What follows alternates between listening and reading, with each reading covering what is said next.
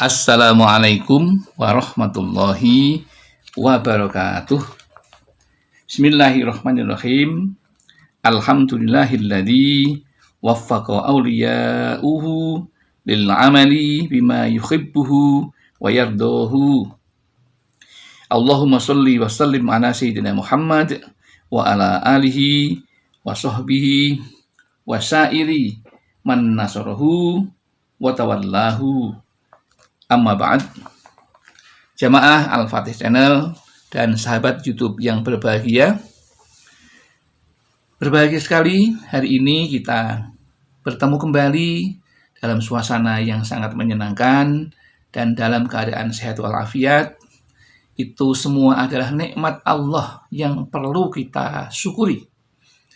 Maka mari pada kesempatan yang baik ini kita ikrarkan rasa syukur kita dengan mengucapkan kalimat tahmid, alhamdulillahirabbil alamin. Salam serta sholawat kepada baginda Rasulullah Sallallahu Alaihi Wasallam. Semoga dengan sholawat dan salam yang kita sampaikan kepada baginda Rasulullah akan menambah manfaat apa yang kita kerjakan pada kesempatan yang baik ini. Selanjutnya ingin kami berbagi kepada saudara-saudaraku tentang ilmu yang kali ini dengan judul, nah ini dia 7 faktor penghambat doa yang tak disadari Anda lakukan.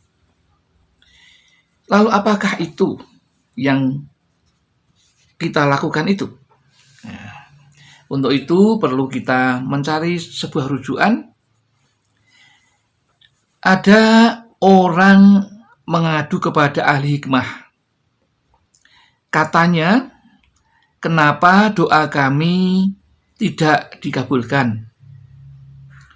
Padahal Allah berfirman, berdoalah kepadaku, pasti dikabulkan. Lalu jawab ahli hikmah, ada 7 faktor penghambatnya yang selama ini kau melakukannya, yaitu yang pertama, perbuatan mengundang amarah Allah dan tidak segera bertobat atau menyesalinya. Jika kita melakukan perbuatan yang mengundang amarah Allah, misalnya kita menyekutukan Tuhan, atau kita meminta berkah dari selain Allah, berdoa kepada selain Allah, dan tidak ada ampunannya, maka itu kita tidak akan mungkin doanya dikabulkan. Yang kedua, pernyataan palsu, yaitu mengatakan kami hamba Allah, tetapi tidak seperti buruh taat kepada majikannya. Misalnya saja ketika ada panggilan, Allah memanggil kita untuk sholat, hayya 'alas sholah, misalnya begitu. Tapi kita kadang-kadang menjawab saja enggan. Ada yang begitu. Apalagi mengerjakan sholat tepat waktu. Nah, jika demikian maka Allah akan marah kepada kita. Ya, itu kita namanya bersumpah, pernyataannya palsu. Yang ketiga, tidak melaksanakan Al-Quran sekalipun membacanya, sudah membaca Al-Quran, tetapi acuh terhadap perintah atau larangan yang dikandungnya. Misalnya kita tidak dianjurkan untuk banyak tertawa yang mudah, tapi kita sering tertawa-tawa yang melebihi batas. Dan itu akan menyebabkan hati kita menjadi keras, yaitu hati yang mati dan tidak bisa menerima ajakan kebaikan. Misalnya begitu. Ya, dan kita melarang. Larangan-larangan Allah itu kita langgar. Maka doa kita pasti tidak akan dikabulkan. Al-Quran menyarankan kita menyantuni anak yatim, kita tidak pernah. Meskipun hanya sekali saja setahun, ada yang tidak pernah. Ya. Kita dianjurkan untuk sholat malam, tapi kita tidak sholat malam. Misalnya begitu. Maka itu juga akan menghambat apa yang kita inginkan. Kemudian yang ketiga, mengingkari pengakuan sebagai umat Muhammad. Jadi mengingkari sebagai umat Nabi Muhammad.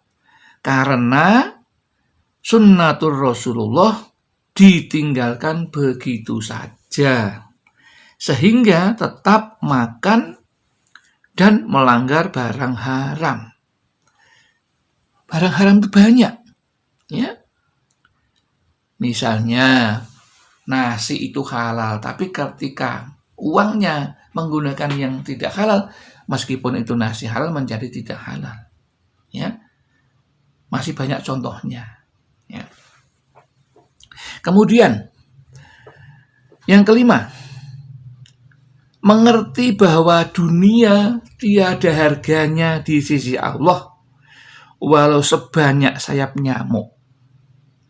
Tetapi karenanya perasaanmu menjadi tentram.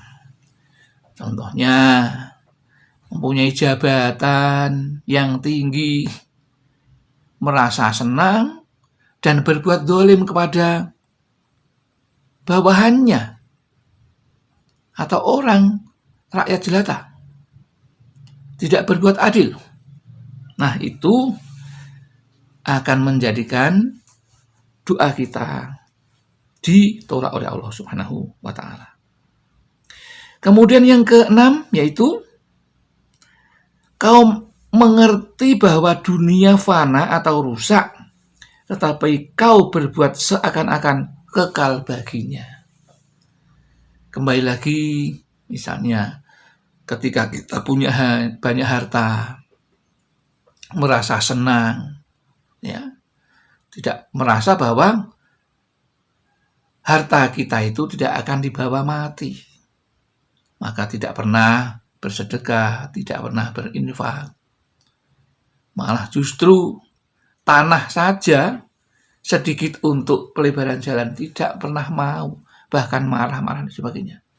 Itu menandakan bahwa kita menganggap bahwa apa yang kita punya itu seakan-akan menjadi milik kita selamanya. Padahal itu hanya titipan Allah. Yang punya itu Allah. Dan itu yang punya nanti akan bergiliran. Ya. Nenek kita, bapak kita, nanti akan kepada kita. Dan kita meninggal, apa yang kita punya akan kembali kepada anak kita dan seterusnya. Hanya pengganti antar waktu saja kita ini. Ya. Kemudian yang ketujuh, yaitu hal yang menghambat doa kita terkabul, yaitu mengerti akhirat lebih utama daripada dunia. Ya. Tetapi tidak beramal demi akhirat dengan sepenuh hati, bahkan berlaku sebaliknya. Nah, ini jika kita lakukan seperti itu yang tidak sadar, maka kita pasti meminta apapun tidak akan dikabulkan oleh Allah Subhanahu wa ta'ala. Itulah 7 hal yang sering kita lakukan dan tidak kita sadari, ternyata itu membuat doa kita ditolak oleh Allah dan tidak dikabulkan apa yang kita minta. Mudah-mudahan apa yang kami sampaikan seperti ini ada manfaatnya dan bisa menjadikan pedoman agar kita bisa menghilangkan dan mengganti dengan kebaikan, dan Allah akan mengampuni dosa kita dan meridhoi kita sehingga apa yang kita minta dikabulkan oleh Allah Subhanahu wa ta'ala. Akhirul kalam, billahi taufik wal hidayah wal inayah wal barakah. Wassalamualaikum warahmatullahi wabarakatuh.